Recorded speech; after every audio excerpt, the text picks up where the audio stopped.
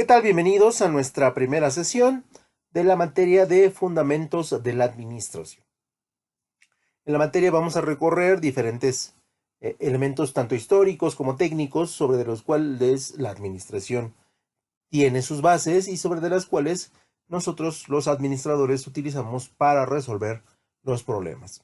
Entonces, en ese sentido, cada detalle que nosotros enumeramos en clase y en nuestros videos son de extrema importancia y sí solicitaría que pues los aprendan, los incorporen a sus conceptos y que, bueno, de alguna otra manera los empiecen a utilizar porque de aquí en adelante los vamos a manejar siempre sí o sí.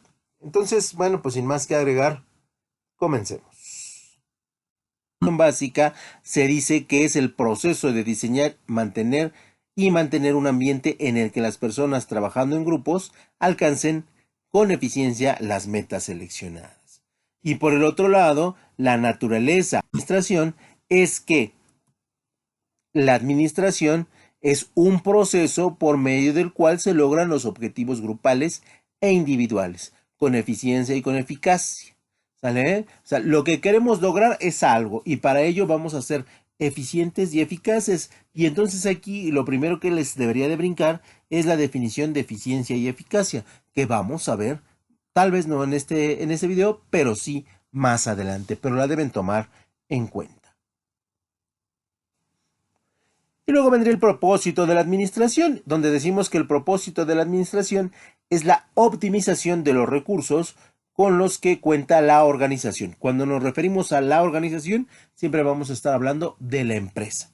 Sea una empresa muy pequeñita, sea una empresa medianita o sea una empresa transnacional. A través del uso adecuado de los mismos. Y estamos hablando de los recursos. Siempre el administrador debe cuidar ¿qué? Los recursos. ¿Por qué? Porque el cuidado de los recursos eficienta el trabajo. ¿Sale? Y entonces utilizando una serie de técnicas que le permiten alcanzar los objetivos propuestos. Entonces, el propósito de la administración es optimizar los recursos utilizando diferentes técnicas. En la administración hay cientos y miles de técnicas que pueden ajustarse a la organización, esto es, a la empresa.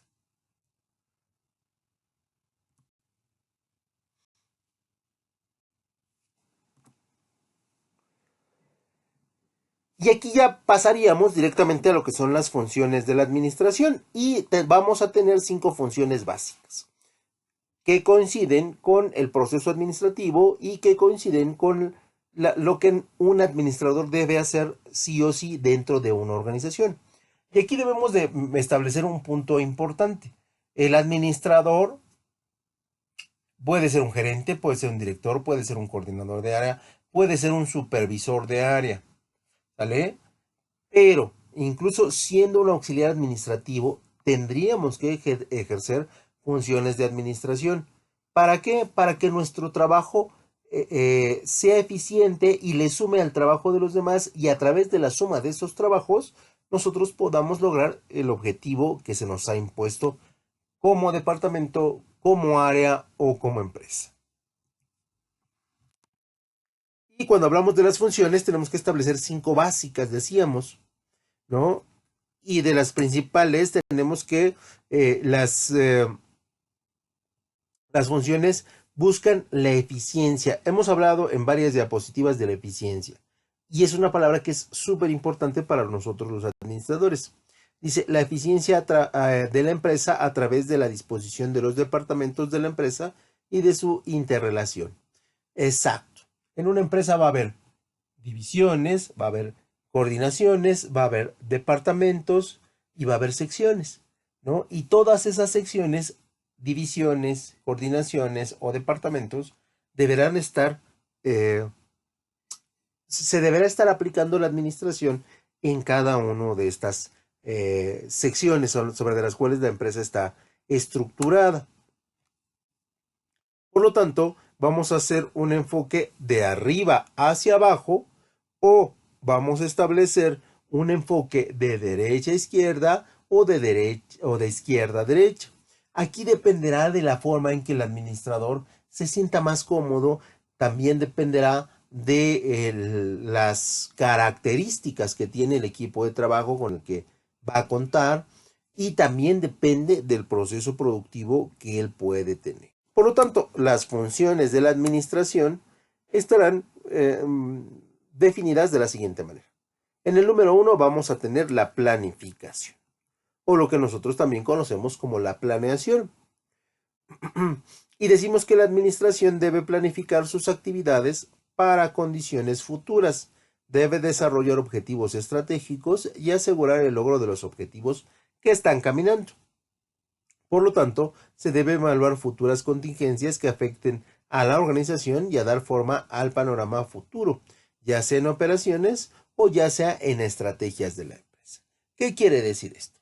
Bueno, que el administrador trabaja resolviendo los problemas del día a día, pero también debe, como parte de su trabajo, identificar los problemas que se van a suceder en el futuro, ya sea un futuro de corto plazo, esto pueden ser meses, ¿no? Ya sea un futuro a mediano plazo, ya puede ser un año, pueden ser 3, o ya sea, para el caso de los directivos y dueños de las empresas, un análisis de los objetivos a largo plazo. Estamos hablando de 5 o más años. Y entonces, sí es importante que cualquier administrador pueda hacer la planificación. ¿Qué va a pasar la siguiente semana? ¿Qué es lo que tenemos que resolver la próxima semana? Aunque estemos trabajando los pendientes de esta. Y esto le permite a el equipo de trabajo poderse adaptar al trabajo que se va a venir y poder ajustar al equipo de trabajo para que logren culminar con el trabajo que tienen pendiente. Por lo tanto, la planificación o planeación es un proceso que se debe dar continuamente en el administrador y para la administración. Por lo tanto, sí es importante que nosotros consideremos que, podamos siempre estar pendientes de los fenómenos que se están dando en la empresa y estos fenómenos cómo afectan el futuro de la misma.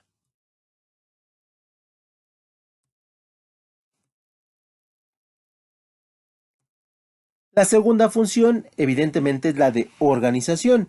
Y cuando hablamos de la organización, estamos hablando de la fuerza de trabajo de una empresa y la estructura eficiente que de esta manera se pueden alinear. Esto es, los departamentos, las áreas que contiene la empresa, más los trabajadores que desarrollan las actividades dentro de estos departamentos. ¿Vale? Las actividades de la organización, los administradores también deben capacitar y contratar a las personas adecuadas para el trabajo y siempre asegurar una mano de obra suficientemente calificada y educada. ¿Sale? Cuando hablamos de la estructura, hablamos de los departamentos, ¿no? Y dentro de esos departamentos debe haber una fuerza de trabajo que sea lo suficientemente capaz, que sea lo suficientemente responsable, que sea lo suficientemente educada y que esté en concordancia con los valores y creencias que tiene la empresa. Porque si no, entonces estamos contratando mal a las personas. Por lo tanto, siempre tendremos que organizar los recursos de la empresa, siempre tendremos que organizar las personas que integran los departamentos y siempre estaremos vigilantes de que la estructura bajo trabajen coordinadamente. En el tercer elemento vamos a tener a la dirección y la gráfica nos señala una personita en Navidad queriendo elegir tres flechitas. Elegimos la imagen porque la dirección debe supervisar a sus subordinados en su trabajo diario e inspirarlos a alcanzar las metas de la empresa. La dirección, aparte de la supervisión, también es una guía sobre el cual el administrador va a determinar el camino más concreto, el camino menos complicado o el camino que más se ajuste al equipo de trabajo. ¿Sale? Y también dentro de las funciones de la dirección se tiene que supervisar la actividad de los subordinados, esto es de los empleados que están a cargo del administrador. Por lo tanto, el supervisor de los subordinados siempre debe estar alineado con las políticas de la empresa y cada administrador debe tratar a sus subordinados bajo los estándares de la compañía. Este dato es importante porque dentro de las actividades del administrador, este nunca debe tener preferencias o debe tener elecciones sobre los equipos de trabajo. Debe tratar de integrarlos a todos por igual y debe de manejar en ellos los mismos parámetros y las mismas evaluaciones para que tengan elementos justos de evaluación.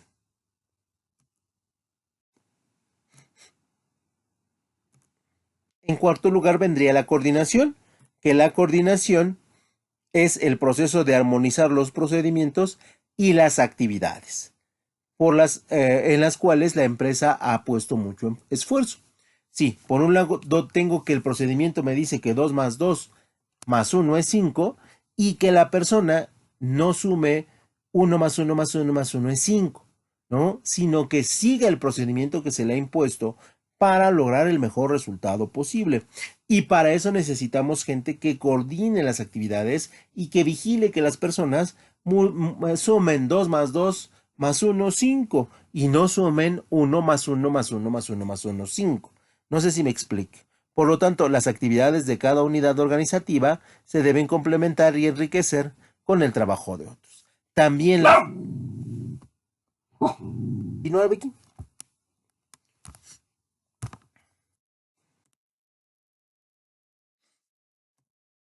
Y la cuarta función de la administración, evidentemente, el control.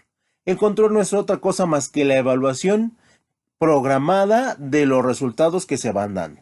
Por lo tanto, el control, la actividad de la compañía está en línea con las políticas y con los objetivos que están caminando en la empresa.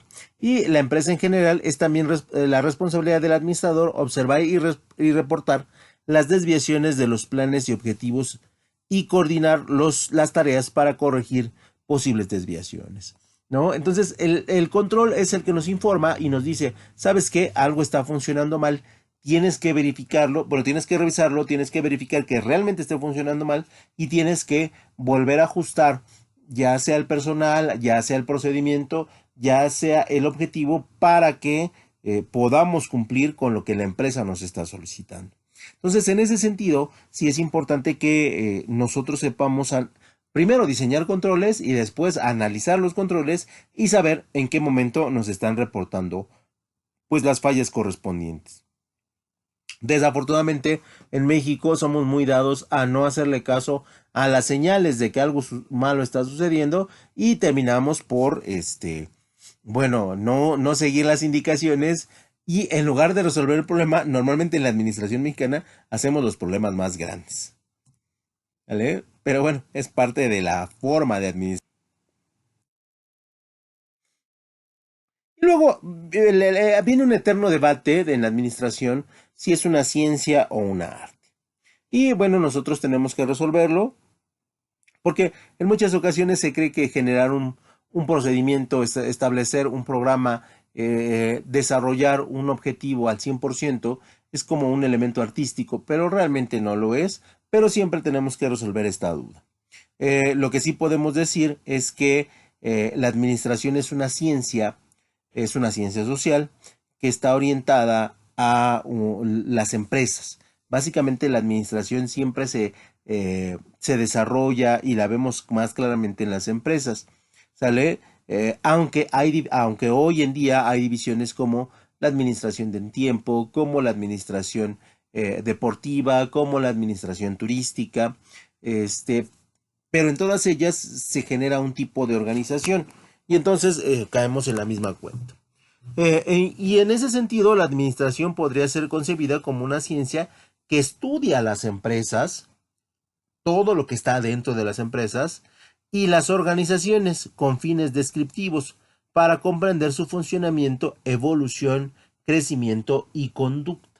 Los administradores en general tenemos que siempre estar estudiando cómo está funcionando mi empresa, cómo está funcionando mi organización para realizar los ajustes correspondientes para que mejore su funcionamiento o para corregir un funcionamiento que no está de acuerdo a los parámetros que yo considero en los cuales debería de estar.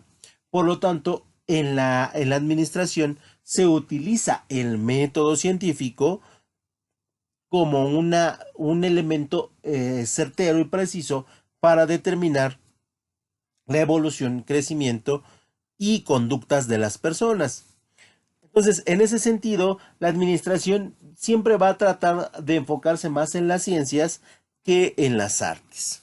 Y la administración como arte podemos decir que es el conjunto de técnicas y teorías cuyo objetivo es causar un placer estético a través de los sentidos, ¿no? Cosa que la administración no hace, a menos que seas un estudioso muy profundo de pues, las técnicas y los procedimientos, ¿no? O incluso de las teorías, ¿no? En la antigüedad se pensaba que la administración era un arte, pues existía la creencia de que al hacer rendir los recursos era una habilidad, tomando en cuenta que el arte se define también como la virtud, habilidad o disposición para hacer bien una cosa, por lo que se dice que la administración es una de las artes más creativas porque organiza y utiliza el talento humano. Aunque en la realidad nosotros tratamos de utilizar la administración más desde el punto de vista científico y más desde el punto de vista técnico, porque se considera que estos parámetros son los que nos permiten controlar a las personas y manejar el dinero. Dentro de la administración siempre vamos a tener diferentes corrientes y la primera corriente o escuela del pensamiento que nosotros tenemos es la administración científica, de la cual, bueno, pues se considera un antes y un después. Antes era una administración empírica y a partir eh, de